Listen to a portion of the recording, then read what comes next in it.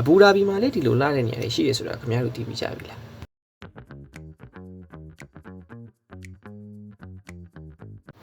ဒီနေ့မှာတော့အဘူဒါဘီစာရီရဲ့အိုင်လန်ကိုခေါ်သွားပြပေးမှာဖြစ်ပါတယ်ကျွန်တော်နေတဲ့နေရာအဘူဒါဘီ main bus station နဲ့နေရာအကြောင်း Asia ကနေပဲနံပါတ်94လေးကိုစီးသွားလိုက်တယ်ဒူဘိုင်းကလာခြင်းတဲ့သူတွေအတွက်ဆိုရင်တော့ဘတ်စကားကတ်ထက်လို့မှာပဲရမယ်အေးခင်ဗျားကဘောပီဆိုရင်တော့တက်စီနဲ့သွားတာအကောင်းဆုံးပဲ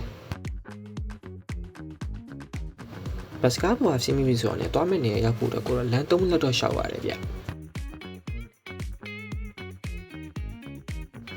ကဲအခုဆိုရင်တော့ကျွန်တော်ထပ်လာခြင်းနဲ့စာဒီရဲ့ island မှာရှိတဲ့ Anko ဆိုတော့ coffee ဆိုင်လေးကိုရောက်ပါပြီ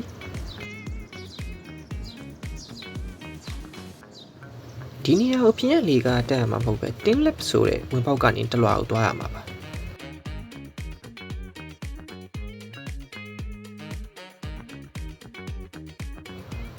ရှောင်းလန်းတိုင်းရှောင်းလာပြီဆိုရင်တော့အခုလိုခင်ဗျားတို့ဝင်ပေါက်ကိုတွေ့ရပါလိမ့်မယ်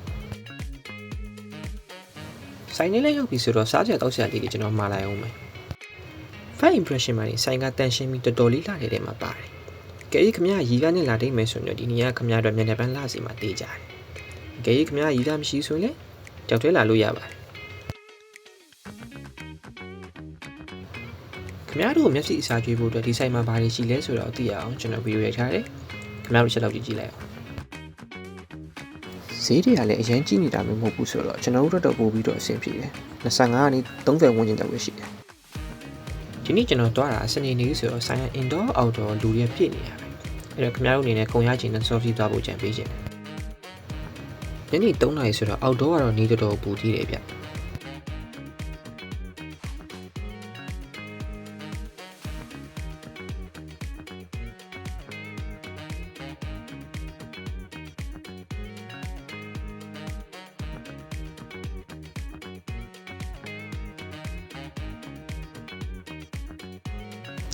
ဒီနေရာမှာဓာတ်ပုံနဲ့ဗီဒီယိုရိုက်ချင်နေဆိုလို့ရှိရင်တော့သူတို့ဆိုင်ကနေတခုခုမှာပဲရမယ်။ဘာမှမမှာပဲနေဆိုရင်တော့ဆိုင်ကနေပြီးဓာတ်ပုံရိုက်ဖို့တော့ခွင့်ပြုမှာမဟုတ်ဘူးဗျ။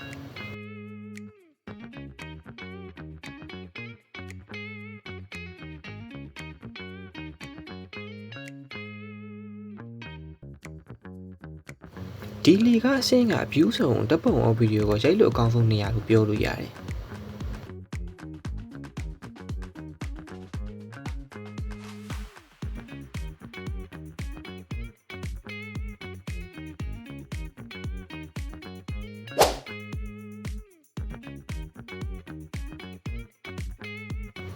ဒီဗီဒီယိုကကျွန်တော်ရှေ့တစ်ခေါက်သွားတော့ကအရန်လာရဖို့ပြီးရိုက်ထားတဲ့နေရာဗျ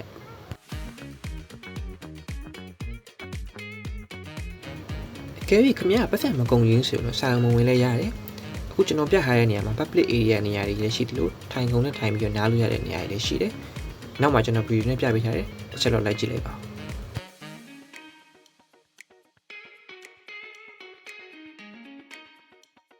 ကောင်းကင်ပြပြကြီးအောင်မှကြည့်ရတာကြိုက်တယ်ဆိုတဲ့သူတွေတို့ဒီနေရာတော့လုံးဝ share ပဲလို့ပြောလို့ရတယ်နောက်ပြီးတော့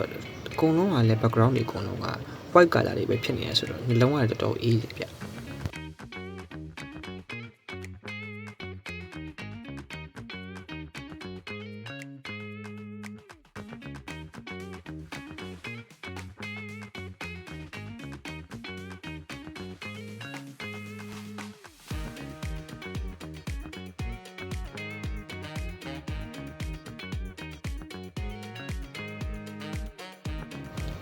ဒီနေရာကစာရီရဲ့ island နဲ့အဘူဒါဘီတောင်တောင်ကိုချိတ်ထားရတာဗျအောက်မှာလည်းပင်လယ်ရှိနေတဲ့ခါကျတော့ပင်လယ်လည်းစိမ့်ဆူပြီးကြည့်ရတာမျက်လုံးထဲမှာလည်းအေးပြီးတော့မှတော်တော်လေးကိုမှအေးတယ်ဗျ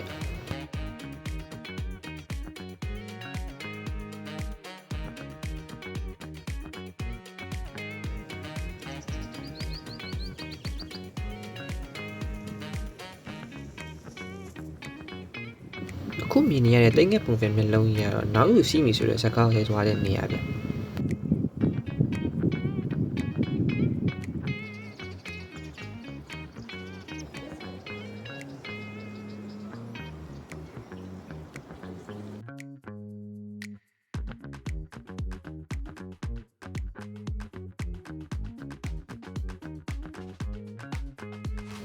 ဒီတိတ်ငက်တောင်ပန်ပုံစံအဆောက်အဦရတော့မကြခင်မှာသူတို့ဖွင့်မယ်လို့ကြေညာထားတယ်ဘယ်တော့ဖွင့်မလဲဆိုတော့ကျွန်တော်လည်းအတိအကျတော့မသိသေးဘူး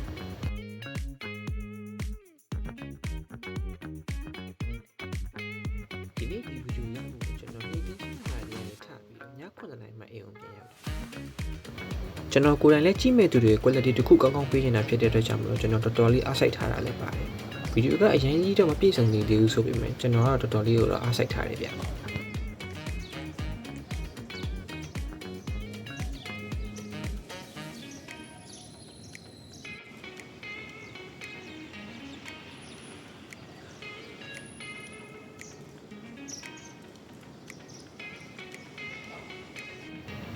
ကျွန်တော်လည်းတနေ့ကုန်ဗီဒီယိုရိုက်ထားရတာမောနေပြီဆိုတော့ကျွန်တော်ဗီဒီယိုလေးကိုဒီလောက်နဲ့ပဲဆုံးသက်ချင်ပါတယ်ဗီဒီယိုကိုဆုံးအောင်ကြည့်ပေးတဲ့အတွက်အားလုံးကျေးဇူးအများကြီးတင်ပါတယ်ဒီနေ့နဲ့ဒီလောက်နဲ့ပဲအဆုံးသတ်ပါစေ